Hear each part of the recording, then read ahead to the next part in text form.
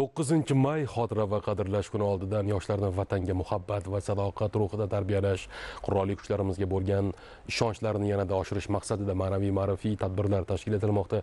Termiz harbiy prokuraturasi tomonidan o'tkazilgan tadbir doirasida urush faxriylari holidan xabar olindi. Hozir shu haqda. Ma'naviy-ma'rifiy tadbir Termiz shahridagi Vatanparvarlar harbiy vatanparvarlik bog'i hamda Motamsaro ona haykali maydonida tashkil etildi.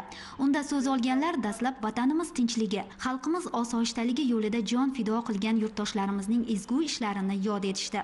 Soha xodimlari va faxriylar yoshlarga xizmat vazifasini bajarish chog'ida halok bo'lgan mard xizmatchilar, Ikkinchi jahon urushi qahramonlari haqida so'zlab berishdi. Shundan so'ng Termiz harbiy prokurori va Janubiy operativ qo'mondonligi Mudofaa ishlari boshqarmasi mas'ullari hamda mutasaddi rahbarlar Ikkinchi jahon urushida ishtirok etgan, ayni kunda Boysun tumanining Temir Darvoza mahallasida yashovchi 104 yoshni qarshi olgan Shohimardon Hamroyev xonadonida bo'lishdi.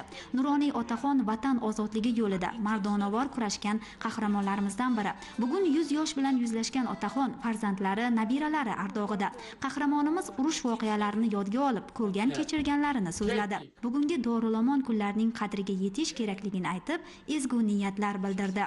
Darhaqiqat Shohimardon bobo kabi nuroniylar vatanimiz faxri, iftixori. Ularning suhbatini olgan yosh borki, vatanni asrash, unga sadoqat bilan xizmat qilish insoniylikdan ekanini qalban his etadi. Bu kabi ma'naviy-ma'rifiy tadbirlardan maqsad ham kelajak avlodni vatanparvar, mard, jasur farzandlar etib tarbiyalashdir.